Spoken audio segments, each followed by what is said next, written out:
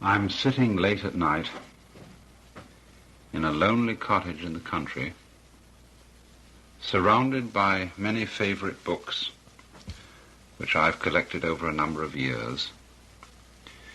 And as I look up at the shelves, I see that there's a very large space occupied by the volumes of one man, Carl Gustav Jung, who left this world not more than a few weeks ago. And I'd like to talk tonight about some of the great things that I feel that Jung has done for me, and also the things which I feel to be his enduring contributions toward the science of psychology, of which he was such a great master. I began to read Jung when I first began to study Eastern philosophy in my late adolescence. And I'm eternally grateful to him for what I would call a sort of balancing influence on the development of my thought. As an adolescent, in rebellion against the sterile Christianity in which I was brought up, I was liable to go absolutely overboard for exotic and foreign ideas, until I read the extraordinarily wise commentary that he wrote to Richard Wilhelm's translation of a Chinese Taoist text called The Secret of the Golden Flower. And it was Jung who helped me to remind myself that I was, by upbringing and by tradition, always a Westerner, that I couldn't escape from my own cultural conditioning, and that this inability to escape was not a kind of prison, but was the endowment of one's being with certain capacities, like one's arms and legs and mouth and teeth and brain, which could always be used constructively. And I feel it's for this reason that I have always remained for myself in the position of the comparative philosopher, wanting to balance East and West rather than to go overboard with enthusiasm for exotic imports. But there are aspects of Jung's work far beyond this that I want to discuss. And first of all, I want to call attention to one fundamental principle that underlay all his work and that was most extraordinarily exemplified in Jung himself as a person. And this is what I would call his recognition of the polarity of life. That is to say, his resistance to what is, to my mind, the disastrous and absurd hypothesis that there is in this universe a radical and absolute conflict between good and evil, light and darkness, that can never, never, never be harmonized. This conflict has come up to us in a very vivid way in recent days with the trial of Adolf Eichmann. And with Arthur Koestler's passionate denunciation of any sort of philosophy of life, and he's thinking in mind, he has in mind particularly Eastern philosophies like Buddhism and Hinduism, which so slur the absolute differences between good and evil that in their name one could justify the sort of crimes which were committed in the concentration camps of Germany. And it's interesting, too, that certain people accused Jung also of Nazi sympathies because he, too, would not subscribe to the absolute state of a war between good and evil, going down to the very roots of the universe. Obviously, when certain crimes and catastrophes occur, human emotions are deeply and rightly aroused. And I would, for myself, say that were I in any situation where an Eichmann was operating, I would be roused to a degree of fury that I can hardly imagine in my present existence, but I know it would come out from me. I would oppose those sorts of villainies with all the energy that I have, and if I was trapped in such a situation, I would fight it to the end. But at the same time, I would recognize the relativity of my own emotional involvement. I would know that I was fighting a man like Eichmann in the same way, shall we say, as a spider and a wasp, insects which naturally prey upon one another and fight one another, do so. But as a human being, I would not be able to regard my adversary as a metaphysical devil. That is to say, as one who represented the principle of absolute and unresolvable evil. And I think this is the most important thing in Jung, that he was able to point out that to the degree that you condemn others and find evil in others, you are to that degree unconscious of the same thing in yourself, or at least of the potentiality of it. There can be Eichmanns and Hitlers and Himmlers just because there are people who are unconscious of their own dark sides, and they project that darkness outward into, say, Jews or communists or whatever the enemy may be, and say, there is the darkness, it is not in me, and therefore because the darkness is not in me, I am justified in annihilating this enemy, whether it be with atom bombs or gas chambers or whatnot. But to the degree that a person becomes conscious that the evil is as much in himself as in the other, to this same degree he is not likely to project it onto some scapegoat and commit the most criminal acts of violence upon other people. Now this is to me the primary thing that Jung saw, that in order to admit and really accept and understand the evil in oneself, one had to be able to do it without being an enemy to it. As he put it, you had to accept your own dark side. And he had this preeminently in his own character. I had a long talk with him back in 1958.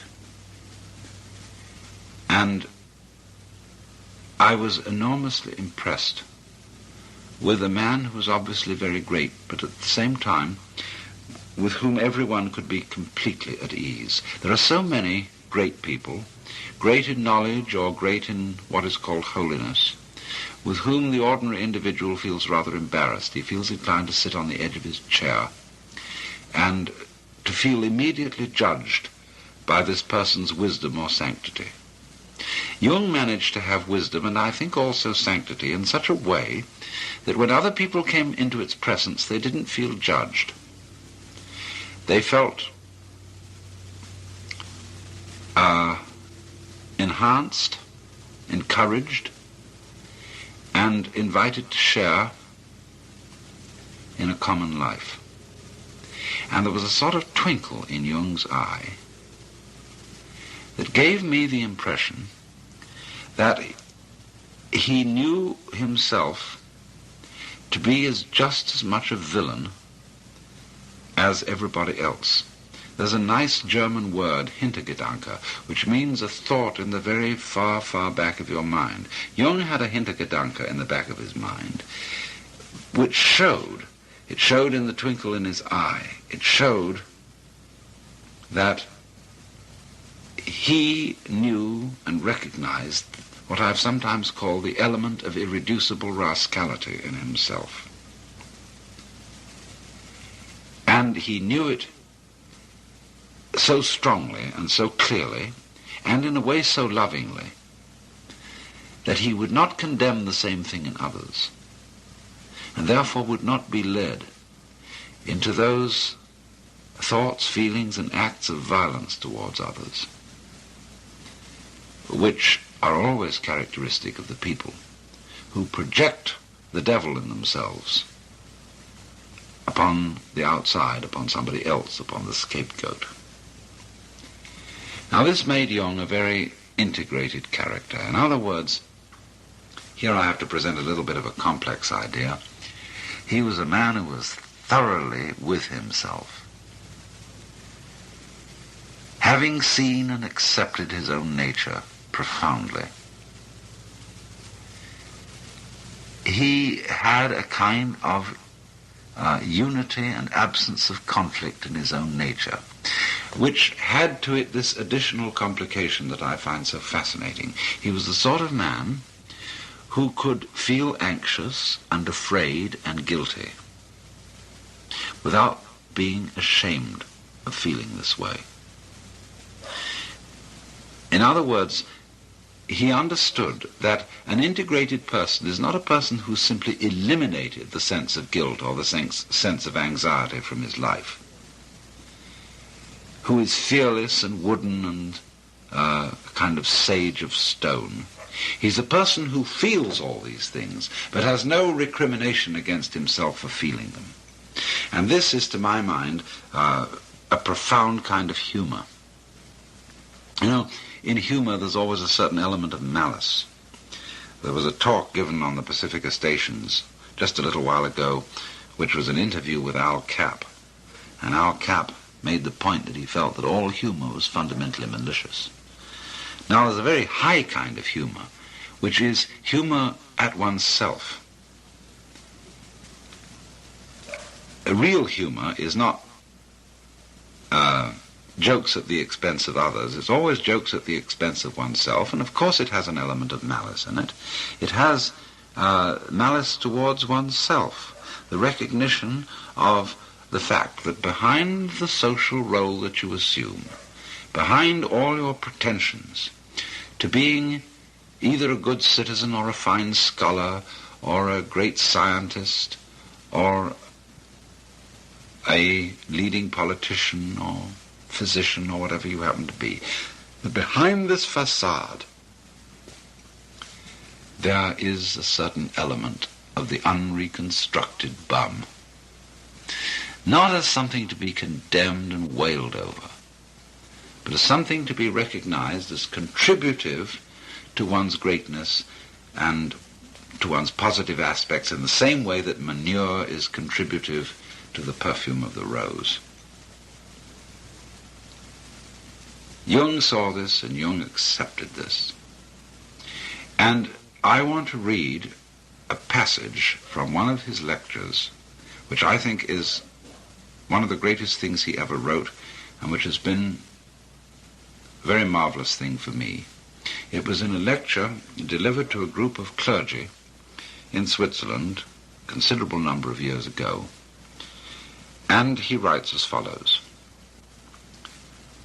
"People forget that even doctors have moral scruples, and that certain patients' confessions are hard even for a doctor to swallow. Yet the patient does not feel himself accepted, unless the very worst in him is accepted too. No one can bring this about by mere words. It comes only through reflection, and through the doctor's attitude towards himself and his own dark side. If the doctor wants to guide another, or even accompany him a step of the way, he must feel with that person's psyche. He never feels it when he passes judgment. Whether he puts his judgments into words or keeps them to himself makes not the slightest difference. To take the opposite position and to agree with the patient offhand is also of no use, but estranges him as much as condemnation. Feeling comes only through unprejudiced objectivity. This sounds almost like a scientific precept, and it could be confused with a purely intellectual, abstract attitude of mind. But what I mean is something quite different. It is a human quality, a kind of deep respect for the facts, for the man who suffers from them, and for the riddle of such a man's life. The truly religious person has this attitude. He knows that God has brought all sorts of strange and inconceivable things to pass, and seeks in the most curious ways to enter a man's heart. He therefore senses in everything the unseen presence of the divine will. This is what I mean by unprejudiced objectivity. It is a moral achievement on the part of the doctor, who ought not to let himself be repelled by sickness and corruption. We cannot change anything unless we accept it. Condemnation does not liberate, it oppresses. I am the oppressor of the person I condemn, not his friend and fellow sufferer. I do not in the least mean to say that we must never pass judgment when we desire to help and improve. But if the doctor wishes to help a human being, he must be able to accept him as he is. And he can do this in reality only when he has already seen and accepted himself as he is. Perhaps this sounds very simple, but simple things are always the most difficult. In actual life, it requires the greatest art to be simple, and so acceptance of oneself is the essence of the moral problem and the acid test of one's whole outlook on life. That I feed the beggar, that I forgive an insult, that I love my enemy in the name of Christ, all these are undoubtedly great virtues. What I do unto the least of my brethren, that I do unto Christ. But what if I should discover that the least amongst them all, the poorest of all beggars, the most impudent of all offenders, yea, the very fiend himself, that these are within me, and that I myself stand in need of the alms of my own kindness, that I myself am the enemy who must be loved, what then? Then, as a rule, the whole truth of Christianity is reversed. There is then no more talk of love and long-suffering. We say to the brother within us, Raka, and condemn and rage against ourselves. We hide him from the world. We deny ever having met this least among the lowly in ourselves, and had it been God himself who drew near to us in this despicable form, we should have denied him 1,000 times before a single cock had crowed. Well, you may think the metaphors rather strong, but I feel that they are not so needlessly. This is a very, very forceful passage, and a memorable one in all Jung's works, trying to heal this insanity from which our culture in particular has suffered, of thinking that a human being can become hale, healthy, and holy by being divided against himself in inner conflict, paralleling the conception of a cosmic conflict between an absolute good and an absolute evil, which cannot be reduced to any prior and underlying unity. In other words, our rage, and our very proper rage, against evil things which occur in this world, must not overstep itself. For if we require as a justification for our rage a fundamental and metaphysical division between good and evil, we have an insane and, in a certain sense, schizophrenic universe, of which no sense whatsoever can be made. All conflict, Jung was saying, all opposition has its resolution in an underlying unity. You cannot understand the meaning of to be unless you understand the meaning of not to be. You cannot understand the meaning of good unless you understand the meaning of evil. Even St. Thomas Aquinas saw this, for he said that just as it is the silent pause which gives sweetness to the chant, so it is suffering, and so it is evil, which makes possible the recognition of virtue. This is not, as Jung tries to explain, a philosophy of condoning the evil. To take the opposite position, he said, and to agree with the patient offhand is also of no use, but estranges him, the doctor, or estranges him, the patient, as much as condemnation. Let me continue further, reading from this extraordinary passage. Healing may be called, Jung says, a religious problem. In the sphere of social or national relations, the state of suffering may be civil war, and this state is to be cured by the Christian virtue of forgiveness and love of one's enemies. That which we recommend with the conviction of good Christians is applicable to external situations. We must also apply inwardly in the treatment of neurosis. This is why modern man has heard enough about guilt and sin. He is sorely beset by his own bad conscience, and wants rather to know how he is to reconcile himself with his own nature, how he is to love the enemy in his own heart, and call the wolf his brother. The modern man does not want to know in what way he can imitate Christ, but in what way he can live his own individual life, however meager and uninteresting it may be. It is because every form of imitation seems to him deadening and sterile that he rebels against the force of tradition that would hold him to well-trodden ways. All such roads for him lead in the wrong direction. He may not know it, but he behaves as if his own individual life were God's special will which must be fulfilled at all costs. This is the source of his egoism, which is one of the most tangible evils of the neurotic state. But the person who tells him he is too egoistic has already lost his confidence, and rightly so, for that person has driven him still further into his neurosis. If I wish to effect a cure for my patients, I am forced to acknowledge the deep significance of their egoism. I should be blind indeed if I did not recognize it as a true will of God. I must even help the patient to prevail in his egoism. If he succeeds in this, he estranges himself from other people. He drives them away, and they come to themselves as they should, for they were seeking to rob him of his sacred egoism. This must be left to him, for it is his strongest and healthiest power. It is, as I have said, a true will of God, which sometimes drives him into complete isolation. However wretched this state may be, it also stands him in good stead, for in this way alone can he get to know himself and learn what an invaluable treasure is the love of his fellow beings. It is, moreover, only in the state of complete abandonment and loneliness that we experience the helpful powers of our own natures.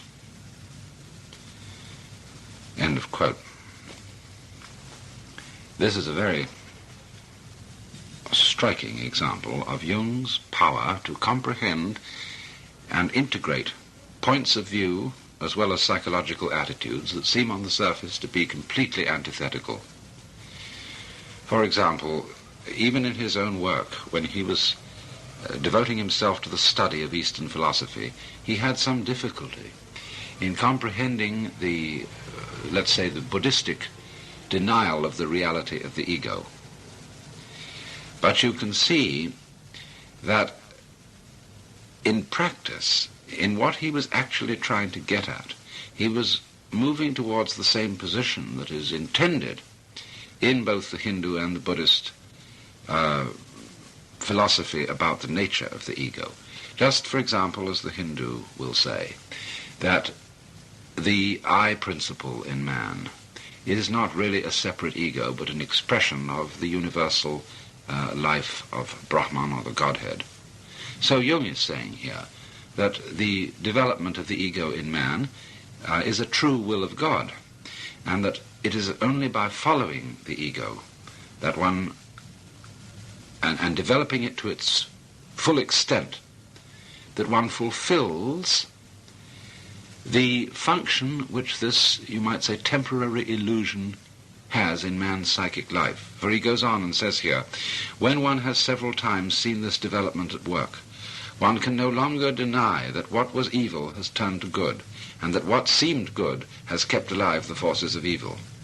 The archdemon of egoism leads us along the royal road to that ingathering which religious experience demands.